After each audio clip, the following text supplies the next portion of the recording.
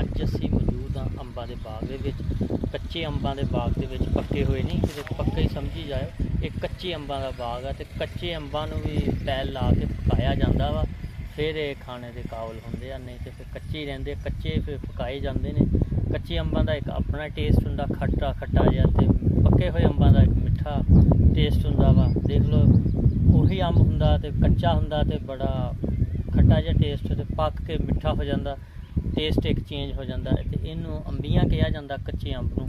ਅਤੇ ਅੱਜ ਅਸੀਂ ਉਹਦੇ ਬਾਗ ਦੇ ਵਿੱਚ ਮੌਜੂਦ ਹਾਂ, ਅਤੇ ਅਸੀਂ ਦੱਸਾਂਗੇ ਇਹਦੇ ਕੱਚੇ ਅੰਬ ਦੇ ਕਿੱਥੇ ਕਿੱਥੇ ਇਸਤੇਮਾਲ ਹੁੰਦਾ। ਅਸੀਂ ਕਿ ਅੱਜ ਸੱਜਣਾ ਬੇਲੀਆਂ ਮਿੱਤਰਾਂ ਲਈ ਅਸੀਂ ਕੱਚੇ ਅੰਬਾਂ ਦੀ ਵੀ ਵੀਡੀਓ ਬਣਾਈ ਹੈ, ਅਤੇ ਸੀਜ਼ਨ ਵੀ ਚੱਲ ਰਿਹਾ, ਮਾਸ਼ਾਅੱਲਾ ਫਰੂਟ ਸੀਜ਼ਨ ਚੱਲ ਰਿਹਾ, ਅਤੇ ਇਹਦੇ ਹਿਸਾਬ ਨਾਲ ਅਸੀਂ ਫਿਰ ਕੱਚੇ ਅੰਬਾਂ ਦੇ ਅੱਜ ਵੀਡੀਓ ਕਰ ਰਹੇ ਹਾਂ।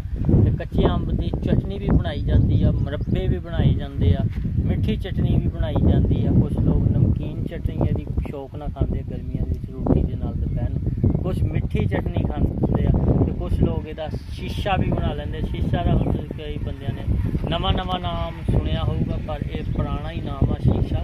ਸ਼ੀਸ਼ਾ ਅੰਬ ਨੂੰ ਅੱਗ ਦੇ ਵਿੱਚ ਰੱਖਿਆ ਜਾਂਦਾ, ਕੋਲਿਆਂ ਦੇ ਵਿੱਚ, ਅਤੇ ਜਿਸ ਤਰ੍ਹਾਂ ਆਲੂ ਨਹੀਂ ਕੁਰਕੁਰਾ ਜਿਹਾ ਹੋ ਜਾਂਦਾ, ਇਸ ਤਰ੍ਹਾਂ ਇਹਨੂੰ ਭੁੰਨਿਆ ਜਾਂਦਾ। ਭੁੰਨ ਕੇ ਅਤੇ ਫਿਰ ਇਹਨੂੰ ਪਾਣੀ ਮਿਕਸ ਮਿਰਚਾਂ ਮੁਰਚਾਂ ਪਾ ਕੇ ਸ਼ੀਸ਼ਾ ਬਣਾਇਆ ਜਾਂਦਾ। ਕੁਝ ਲੋਕ ਸ਼ੀਸ਼ਾ ਵੀ ਇਸਤੇਮਾਲ ਕਰਦੇ ਆ, ਕੁਛ ਲੋਕ ਇਹਦਾ ਜੂਸ ਵੀ ਬਣਾਉਂਦੇ ਕੱਚੇ ਅੰਬਾਂ ਦਾ ਅਤੇ ਕੈਰੀ ਦਾ, ਬਹੁਤ ਹੀ ਕਹਿੰਦੇ ਟੇਸਟੀ ਬਣਦਾ ਵਾ। ਬਾਕੀ ਟੇਸਟੀ ਬਣਦਾ ਜੀ, ਪੀ ਕੇ ਦੇਖਣਾ ਚਾਹੀਦਾ ਤੁਹਾਨੂੰ ਵੀ। ਅਤੇ ਠੰਡਾ ਹੁੰਦਾ, ਜਿਹੜਾ ਗਰਮੀਆਂ ਤੁਹਾਨੂੰ ਲੂ ਲੱਗ ਜਾਂਦੀ ਨਾ, ਉਹਦੇ ਲਈ ਬੇਹੱਦ ਮੁਫੀਦ ਹੁੰਦਾ ਵਾ। ਕੱਚੇ ਅੰਬ ਬਹੁਤ ਜ਼ਿਆਦਾ ਕਈ ਜਗ੍ਹਾ 'ਤੇ ਇਸਤੇਮਾਲ ਹੁੰਦੇ ਆ। ਕੁਛ ਲੋਕ ਇਹਦਾ ਬਿਜ਼ਨਸ ਵੀ ਕਰਦੇ ਆ, ਕੁਝ ਅਚਾਰ ਬਣਾ ਲੈਂਦੇ ਆ, ਕਈ ਲੋਕ ਇਹਨੂੰ ਅਚਾਰ ਬਣਾ ਕੇ ਸਾਲ ਭਰ ਮਹਿਫੂਜ਼ ਰੱਖਦੇ ਆ। ਕਈ ਜਗ੍ਹਾ 'ਤੇ ਇਸਤੇਮਾਲ ਹੁੰਦਾ, ਅਤੇ ਗਰਮੀਆਂ ਦਾ ਸੀਜ਼ਨ ਹੈ, ਲੋਕ ਮੁਖਤਲਿਫ ਤਰੀਕਿਆਂ ਨਾਲ ਇਹਦਾ ਮੁਰੱਬਾ ਵੀ ਬਣਾਉਂਦੇ ਆ, ਮੁਰੱਬਾ ਵੀ ਸੇਵ ਕਰ ਲੈਂਦੇ, ਕੋਈ ਪੂਰਾ ਸਾਲ ਇਸਤੇਮਾਲ ਕਰਦੇ ਨੇ। ਕੱਚੇ ਅੰਬਾਂ ਦਾ ਇੱਕ ਆਪਣਾ ਹੀ ਟੇਸਟ ਵੀ ਆਪਣਾ ਹੀ ਆ। ਅਤੇ ਕੁਛ ਲੋਕ ਫਿਰ ਬਾਗਾਂ ਬੂਗਾਂ 'ਚ ਆ ਕੇ ਅਤੇ ਕੱਚੇ ਅੰਬਾਂ ਨੂੰ ਟਾਟਰੀ ਨਮਕ ਮਿਰਚ ਲਗਾ ਕੇ ਵੀ ਖਾਂਦੇ ਆ, ਅਤੇ ਟੇਸਟ ਲੈਂਦੇ ਆ। ਅਤੇ ਫਿਰ ਕਈ ਵਾਰੀ ਇਹਦੇ ਨਾਲ ਅੱਖਾਂ ਜੀਆਂ ਵੀ ਲਾਲ ਹੋ ਜਾਂਦੀਆਂ, ਕਹਿੰਦੇ ਜੀ ਕੱਚੇ ਅੰਬ ਖਾਦੇ ਸੀ, ਉਹਦੇ ਨਤੀਜੇ ਨੇ। ਅਤੇ ਗਰਮੀ ਵੀ ਲੱਗ ਜਾਂਦੀ, ਵਾਸਟਮ ਆਉਂਦੇ ਇੰਨੀ ਦੂਰ ਕੱਚੇ ਅੰਬਾਂ ਨੂੰ ਖਾਣ ਲਈ।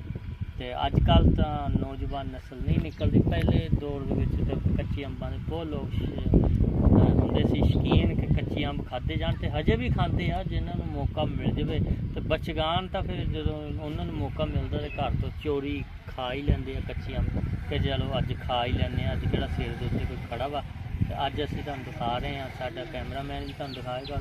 ਮਾਸ਼ਾਅੱਲਾ ਕਾਫੀ ਅੰਬ ਲੱਗੇ ਹੋਏ ਨੇ, ਅਤੇ ਉਹ ਵੀ ਤੁਹਾਨੂੰ ਦਿਖਾ ਰਹੇ ਹਾਂ।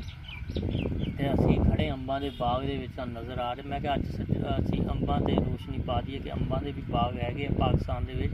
ਇਹ ਨਾ ਸਮਝਣ ਕਿ ਅੰਬਾਂ ਦੇ ਬਾਗ ਹੀ ਹਨ ਨੀਗੇ, ਬਾਕੀ ਹੋਰ ਵੀ ਜਿਹੜੇ ਟੇਸਟ ਹੈ ਇਹਦਾ ਮੁਖਤਲਿਫ ਕਿਸਮ ਦੇ ਅੰਬ ਆ ਜਿਹੜੇ ਲੋਕ ਜ਼ਿਆਦਾ ਪਸੰਦ ਕਰਦੇ ਨੇ। ਅਨਬਰ ਟੋਲ, ਚੌਂਸਾ, ਸਫੈਦ ਚੌਂਸਾ ਅਤੇ ਦਸਹਿਰੀ ਇਹ ਮਿੱਠਿਆਂ 'ਚ ਸ਼ੁਮਾਰ ਕੀਤਾ ਜਾਂਦਾ ਕਿ ਇਹਦਾ ਜਿਹੜਾ ਟੇਸਟ ਅੱਛਾ ਵਾ। ਹੋਰ ਵੀ ਕਾਫੀ ਵਰਾਇਟੀਆਂ ਵਾ, ਬੇਸ਼ੁਮਾਰ ਵਰਾਇਟੀਆਂ ਅੰਬਾਂ ਦੀਆਂ, ਅਤੇ ਤੁਸੀਂ ਵੀ ਖਾਧੀਆਂ ਹੋਣਗੀਆਂ। ਜਿਹੜੇ ਦੋਸਤਾਂ ਨੇ ਲੋਕ ਪਸੰਦ ਕੀਤਾ ਉਹ ਜ਼ਰੂਰ ਦੱਸਣ ਕਿ ਅਸੀਂ ਕਿ ਅੱਜ ਤੁਹਾਨੂੰ ਦਿਹਾਤੀ ਮਾਹੌਲ ਦੇ ਵਿੱਚ ਅੰਬ ਵੀ ਦਿਖਾਈਏ, ਤੁਹਾਨੂੰ ਭਰਪੂਰ ਤਰੀਕੇ ਦੇ ਨਾਲ ਅੰਬ ਵੀ ਦਿਖਾਏ ਨੇ, ਅਤੇ ਹੋਰ ਮਜ਼ੀਦ ਪੌਦੇ ਵੀ ਤੁਹਾਨੂੰ ਦਿਖਾਉਂਦੇ ਆ।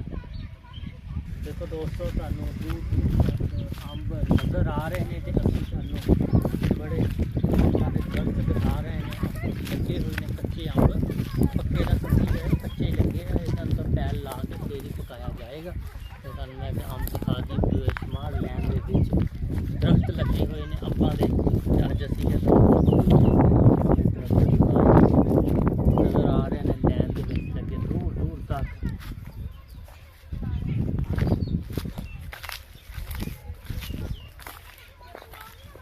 ਦੂਰ ਤੱਕ ਅੰਬ ਹੀ ਅੰਬ ਦਾ ਨਜ਼ਰ ਆਉਣਗੇ।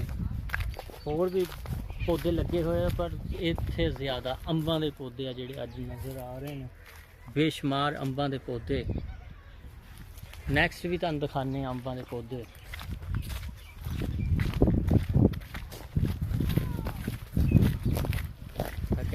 ਭਰਪੂਰ ਤਰੀਕੇ ਦੇ ਨਾਲ ਤੁਹਾਨੂੰ ਅੰਬਾਂ ਦੇ ਪੌਦੇ ਦਿਖਾ ਰਿਹਾ ਵਾ, ਭਰਪੂਰ ਤਰੀਕੇ ਦੇ ਨਾਲ। ਦੇਖੋ ਜ਼ਿਆਦਾ ਕਾਫੀ ਅੰਬ ਲੱਗੇ ਹੋਏ ਨੇ, ਦੇਖ ਸਕਦੇ ਹੋ ਮਾਸ਼ਾਅੱਲਾ।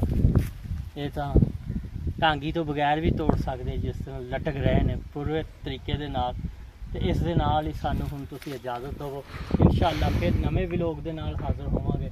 ਤੇ ਅਸੀਂ ਅੱਜ ਮਕਸਦ ਸੀਗਾ ਕਿ ਤੁਹਾਨੂੰ ਕੱਚੇ ਅੰਬ ਦਿਖਾਈਏ ਤੇ ਜਿਹੜੇ ਦੋਸਤਾਂ ਨੇ ਨਹੀਂ ਦੇਖੇ ਉਹ ਵੀ ਦੇਖ ਲੈਣ ਕਿ ਕੱਚੇ ਅੰਬ ਮਾਸ਼ਾਅੱਲਾ ਕਾਫੀ ਮਕਦਾਰ ਦੇ ਵਿੱਚ ਲੱਗੇ ਹੋਏ ਨੇ। ਤੇ ਇਸ ਦੇ ਨਾਲ ਹੀ ਅਸੀਂ ਹੁਣ ਇਜਾਜ਼ਤ ਚਾਹਾਂਗੇ ਸੱਜਣ ਬੇਲੀਆਂ ਮਿੱਤਰਾਂ ਕੋ, ਫਿਰ ਇਨਸ਼ਾਅੱਲਾ ਨਵੇਂ ਵਲੋਗ ਦੇ ਨਾਲ ਹਾਜ਼ਰ ਹੋਵਾਂਗੇ। ਅੱਲਾ ਹਾਫਿਜ਼ ਤੇ ਪਾਕਿਸਤਾਨ ਜ਼ਿੰਦਾਬਾਦ।